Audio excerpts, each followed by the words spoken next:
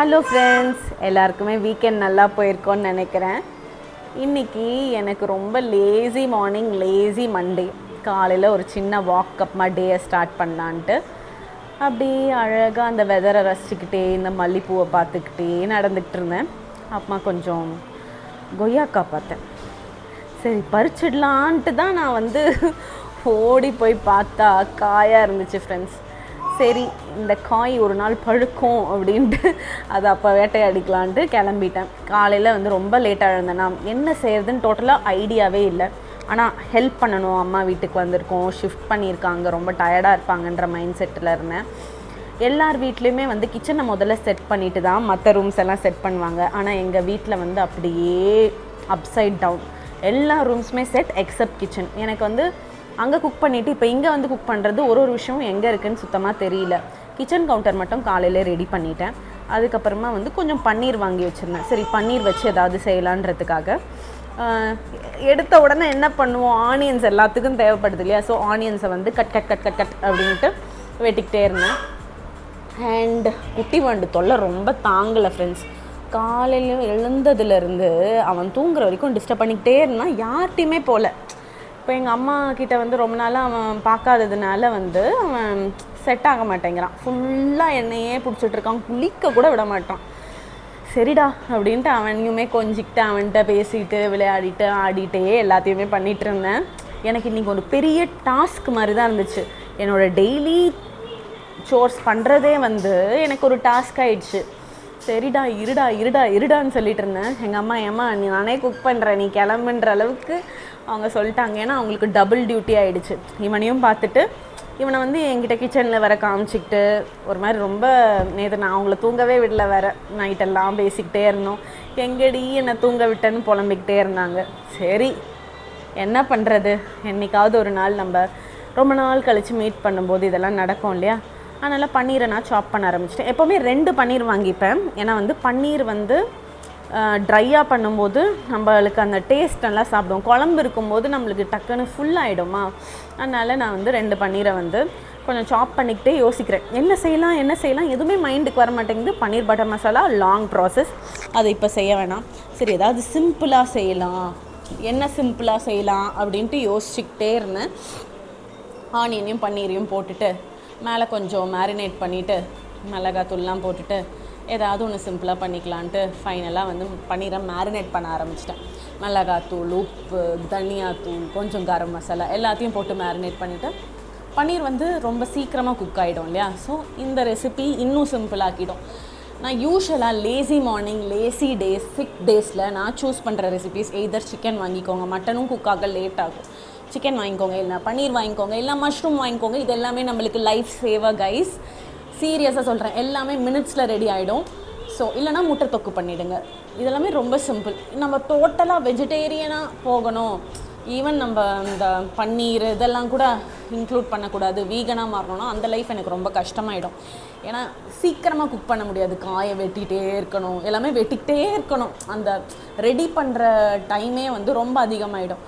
சரின்ட்டு நான் இப்போ என்ன பண்ணிட்டேன், ஆயில் ஊற்றிட்டு வெங்காயத்தை அதில் போட்டு கொஞ்சம் நல்லா டாஸ் பண்ணிவிட்டு உப்பு மட்டும்தான் ஆட் பண்ணேன். அந்த மேரினேஷனுக்கு நான் போட்ட அந்த மசாலாஸ் போதும்ன்ட்டு அப்படியே பன்னீரை ஆட் பண்ணிட்டேன். ஏன்னா எக்ஸ்ட்ராவாக வெங்காயத்துலேயுமே மசாலாஸ் போட்டு இன்னும் ஸ்பைசி ஆக்க வேணாம், லெட்ஸ் மேக் இட் சிம்பிள். ரொம்பவே கொஞ்சம் ரொம்ப காரமாக சாப்பிட்ணுன்ட்டு இல்லை. ஏன்னா வெளியிலலாம் சாப்பிட்டு வயிறு ரொம்ப கெட்டு போயிருக்கா. சரி எல்லாம் வீட்டிலே செய்யலாம், எதெல்லாம் ஈஸியாக இருக்கோ அந்த ரெசிபீஸ்லாம் சூஸ் பண்ணி வச்சுக்கலாம் அப்படின்ட்டு யோசிச்சுட்டே இருந்தேன். ஏன்னா நம்ம கைக்கு என்ன வருதோ அதை போட்டு தான் இன்றைக்கி குக் பண்ணேன். ஆனால் ஆல்ரெடி நம்ம ப்ரீ பிளான்டாக இருந்தோம்னா நம்மளோட ஒர்க் ஒரு 1 ஹவரில் முடிச்சிடலாம். அப்படியே யோசிக்கிறதுக்கு அந்த சமையலுக்கே நம்ம அவ்வளோ ஸ்பெண்ட் பண்ணுவோம். யோசிக்கிறதுக்கு என்ன செய்கிறதுன்னு ஒரு டைமு, அதுக்கப்புறமா அந்த ஃப்ரிட்ஜை திறந்தா காயை பார்த்துக்கிட்டே எதை சமைக்கலான்னு ஒரு டைமு, அதுக்கப்புறமா யார்கிட்டையாவது கேட்போம் நம்ம வீட்டில் இருக்கவங்ககிட்ட என்ன செய்கிறது அதுக்கு ஒரு டைமு, குக் பண்ண ஒரு டைமு. ஸோ நம்ம அவ்வளோ டைம் ஜஸ்ட் குக்கிங்கில் மட்டுமே ஸ்பெண்ட் பண்ணுறோம். ஆல்ரெடி ப்ரீ பிளான் பண்ணிட்டோன்னா அந்த 1 ஹவரில் அந்த சமையல்லேருந்து வெளில வந்துடலாம். அது நம்மளுக்கு ஒரு பார்ட் ஆஃப் லைஃப் தான். அது ஒரு ஹோல் டேவே அது கன்சியூம் பண்ணக்கூடாது இல்லையா? ஸோ டேஸ்ட் பண்ணி பார்த்தேன், சூப்பராக இருந்துச்சு. ஒன்றுமே போடல, வெறும் வெங்காயம், பன்னீர், கொஞ்சம் மசாலாஸ், அவ்வளோதான். ஓகேவா. பன்னீர்லாம் செய்யும்போது குழம்பு மசாலா போட்டிங்கன்னா அந்த டிஷ்ஷே வந்து ஸ்பாயில் ஆகிடுங்க. அதனால் தனி மிளகாத்தூள் போட்டுக்கோங்க, கொஞ்சம் தனியாத்தூள், சீரகத்தூள் இந்த மாதிரி போட்டு செஞ்சிங்கன்னா it will turn out better.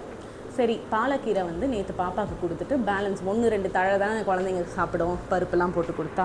Balance வந்து ஒரு பஞ்சே இருந்துச்சு. சரி, அதெல்லாம் க்ளீன் பண்ணி, ஆனால் க்ளீன் பண்ணால் எனக்கு தெரிஞ்சு ஒரு 8 கீரை இருந்திருக்கோன்னு நினைக்கிறேன். காம்பெல்லாம் எடுத்துகிட்டு ரொம்ப சுருங்கிடுச்சு. பாலக்கீரை ஃப்ரெண்ட்ஸ், நீங்கள் எப்போ வாங்கினீங்கனாலும் அன்றைக்கே செஞ்சு முடிச்சுருங்க.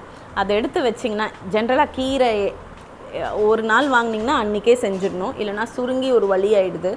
என்னோடய பாலக்கீரையுமே வந்து டோட்டலாக வந்து நிறைய வேஸ்ட் ஆகிடுச்சு. ஏன்னா வாங்கிட்டு வந்தப்போ வந்து இட் வாஸ் ரியலி ஃப்ரெஷ். ஆனால் நாளாக வந்து ஒரு மாதிரி சுருங்கி ஒரு மாதிரி ஆகிடுச்சு. அந்த கிறிஸ்பினஸ்ஸே இல்லை கீரையில்.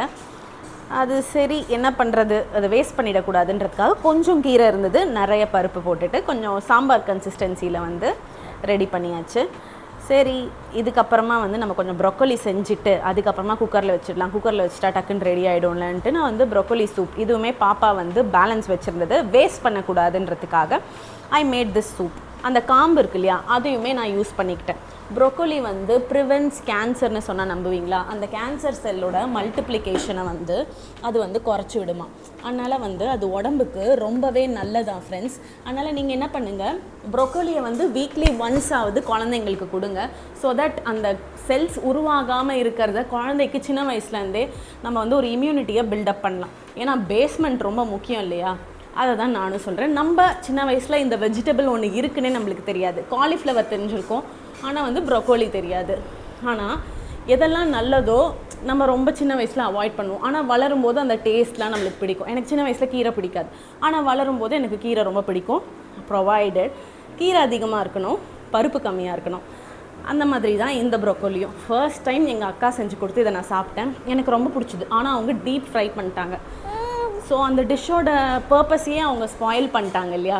ப்ரொக்கோலி ஹெல்த்துக்கு நல்லதுனாலும் அவ்வளோ ஆயில் போட்டு டீப் ஃப்ரை பண்ணிவிட்டு சாப்பிட்றது வந்து is not good for health. So எனக்கு வந்து ப்ரொக்கோலி ஸ்டிர் ஃப்ரை பிடிக்கும், ப்ரொக்கோலி அந்த ஹர்ப் ரைஸ் மாதிரி ப்ரொக்கோலி பண்ணால் பிடிக்கும், அண்ட் தென் பாஸ்தாவில் போட்டால் பிடிக்கும். இன்னொன்று இந்த மாதிரி சூப்ஸ் இருந்தால் பிடிக்கும். ஆக்சுவலாக இதை வேக வச்சுட்டு இந்த ப்ரொக்கோலிஸை அரைச்சிட்டு திக் சூப் பண்ணுவாங்க. நான் வந்து கொஞ்சம் ப்ரொக்கோலி கிளியர் சூப் மாதிரி பண்ணியிருக்கேன். இதை ட்ரை பண்ணி பாருங்கள். ப்ரொக்கோலியோட எந்த ஸ்பைஸ் நல்லா சேரும்னா பெப்பர் தான். ஸோ பெப்பர் போட்டுக்கிட்டேன். அண்ட் தென் சூப்புக்கு ரொம்ப முக்கியமான விஷயம் கார்ன்ஃப்ளவர் இல்லையா? ஸோ நான் வந்து கார்ன்ஃப்ளவரை கரைச்சி ஊற்றிக்கிட்டேன். ஸோ நிறைய கார்ன்ஃப்ளவர் போட்டிங்கன்னா கொஞ்சம் தண்ணி நிறைய ஊற்றிடுங்க, இல்லைனா அல்வா மாதிரி ஆகிடும், பார்த்துக்கோங்க. ஓகேவா? ஸோ நம்ம கார்ன்ஃப்ளவரை ஆட் பண்ணுறதுக்கு முன்னாடி நம்ம எந்த வெஜிடபிள் சூப் பண்ணுறோன்னாலுமே அந்த வெஜிடபிள் நல்லா வந்து அந்த டிஷ் ஆல்மோஸ்ட் ரெடி ஆக போகுது அப்படின்னும் போது கார்ன்ஃப்ளவரை கரைச்சி ஊற்றி அந்த சூப்பை முடிச்சிடலாம். நீங்கள் ஏர்லியாக கார்ன்ஃப்ளவரை ஊற்றிட்டிங்கன்னா அது கொஞ்சம் நேரத்தில் திக்காகிடும். அதுக்கப்புறமா வந்து சூப் வேகாது, அந்த வெஜிடபிள்ஸு எதுவுமே வந்து சூப்பில் வேகாது. இந்த கார்ன்ஃப்ளவர் போட்டதுக்கப்புறமா டிஷ் வந்து லெஸ் தேன் அ மினிட்டில் ரெடி ஆகிடும். ஸோ நோட் இட், ஓகேவா?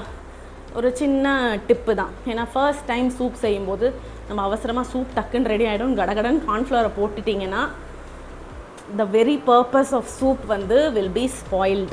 ஓகேவா? So look at the soup guys. அப்படியே வந்து ஒரு ரெஸ்டாரண்ட் ஸ்டைலில் இருந்தது. நான் இதில் பண்ண ஒரே தப்பு, சீரகத்தை அள்ளி போட்டேன். ஸோ நீங்கள் வந்து ஒரு 1/2 டீஸ்பூனுக்கு மேலே சீரகம் போடாதீங்க. அண்ட் இதில் நான் பெப்பர் ஆட் பண்ணேன், கரம் மசாலா ஆட் பண்ணேன், கொஞ்சம் உப்பு, அவ்வளவுதான். ஸோ ப்ரொக்கோலிஸை குக் பண்ணுறதுக்கு முன்னாடி நீங்கள் அதை நல்லா ஹாட் வாட்டரில் கொஞ்சம் நேரம் க்ளீன் பண்ணிவிட்டு போட்டுக்கோங்க. ஏன்னா அதில் வேர்ம்ஸ் இருக்கும். சேம் லைக் காலிஃப்ளவர், அதுலேயுமே அந்த ஃப்ளோரட்ஸ் நடுவில் புழு இருக்கும் இல்லையா? அந்த மாதிரி தான் இதுவும். அண்ட் தென் கடைசியாக க்ளீன் பண்ண கீரையை வச்சுட்டு, அதை மறந்துட்டேன் க்ளீன் பண்ணி வச்சதை, அதுக்கப்புறமா அந்த கீரையை போட்டு பருப்பை போட்டு ஒரு பருப்பு குழம்பு மாதிரி கீரையை வச்சு பண்ணிட்டேன். இதுக்கு நான் ஒரு சின்ன வெங்காயம் 2 பல்லு பூண்டு, ஒரு தக்காளி மட்டும்தான் எக்ஸ்ட்ராவாக ஆட் பண்ணேன். கொஞ்சம் மஞ்சத்தூள், காரம் போடுறதுக்கு பச்சை மிளகாவை போடவும் மறந்துட்டேன். சரி, அதனால் கடைசியாக தாளித்து கொட்டிட்டேன். ரொம்பவே சிம்பிளாக முடிஞ்சிருச்சு. ஃபைனலி சாப்பாடு ரெடி. 3 மணி ஆயிடுச்சுங்க நான் சாப்பிட்றதுக்கு. எல்லாம் இந்த குட்டி வாண்டால தான். உங்களுக்கு இந்த ரெசிபி பிடிச்சா கமெண்ட்டில் சொல்லுங்கள். பாய்.